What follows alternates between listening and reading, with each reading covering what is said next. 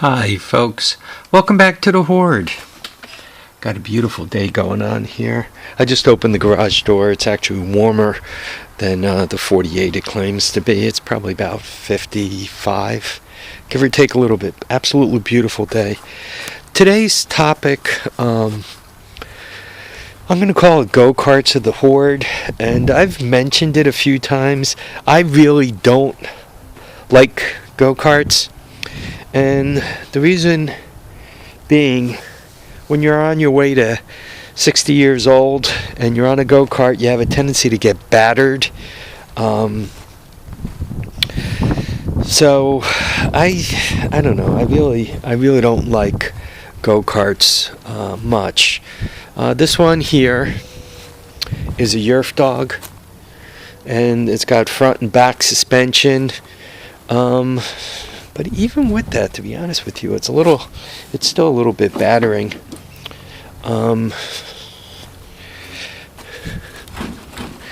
So probably because it's got pretty heavy suspension in the back there.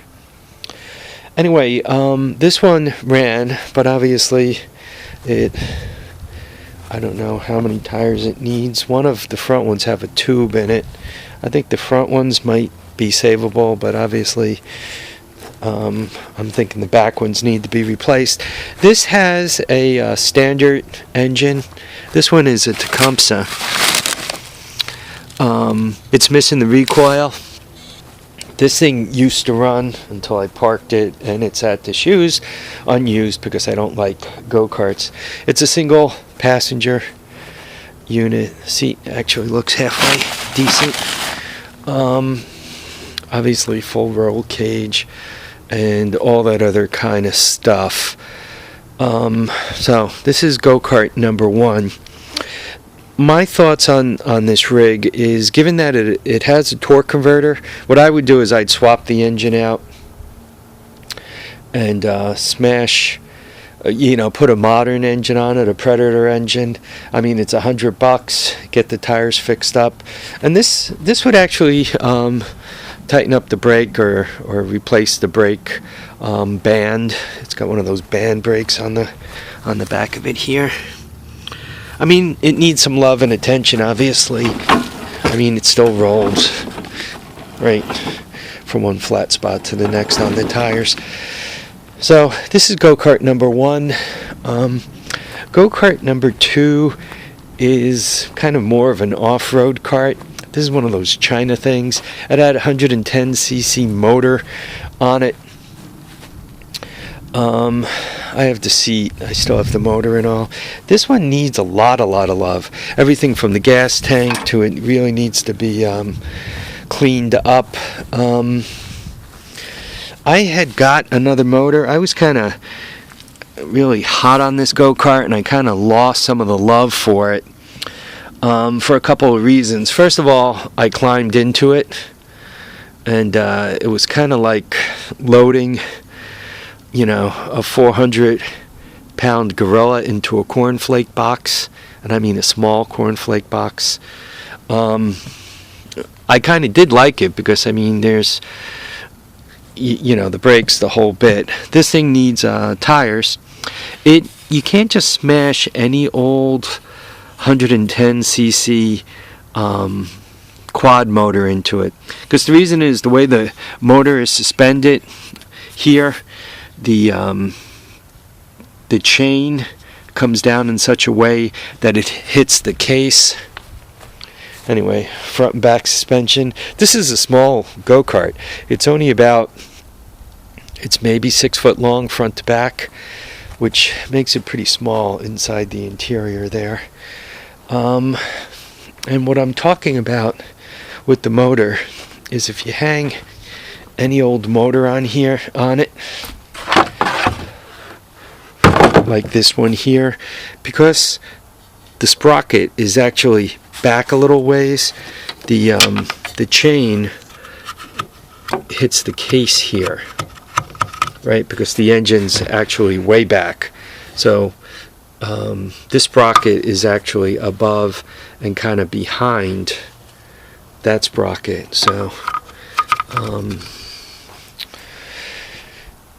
the motor that was on it has to go back on it. And about that motor, it had no compression. It had been allowed to sit, and the ring seized up. I got 2 of the rings loose, and then one of them broke. So I ordered a new piston for it and gaskets. That's downstairs. And then kind of winter came. This guy, I think it's a Carter. It's known as Made in USA Pathwinder. This is a centrifugal clutch go-kart. It's a live axle, but it only drives one wheel. The other one is free spinning. This one actually runs and moves. I have the cage for it down in the lower driveway. I think it's got a 5-horse Briggs on it. These are the go-karts I really dislike the most because there's no suspension. The only suspension literally is that pad. I was going to part this out, use the wheels and all off of it.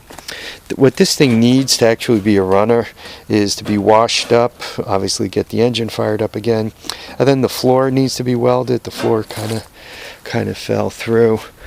So that's go-kart number 3. I think it's known as a Carter Pathwinder. I think Carter made it. I don't know. I think it was a Carter. And lastly, the last one is a frame.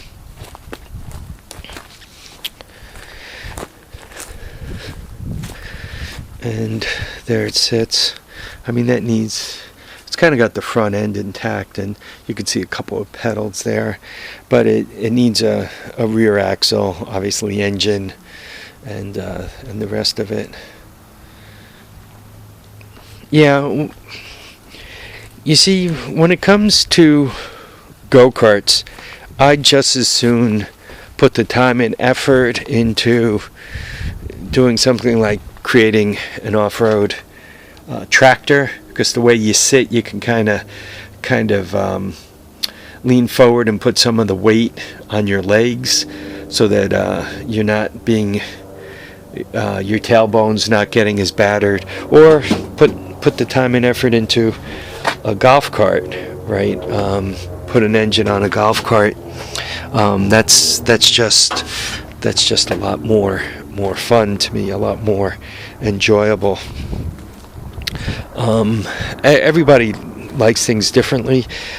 Just the jarring, the banging of like this go-kart when I'm off-road with it, just even this kind of stuff.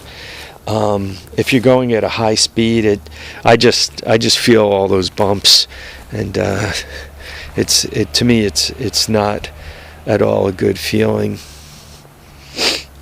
If I were to put time into any go-kart, like thinking I'm going to fix it up and ship it off to my son's house, or keep it around, or find something enjoyable, probably the black one would be the one that I think would be worth the most effort. Once again, if one threw a Predator engine on it and a couple of tires.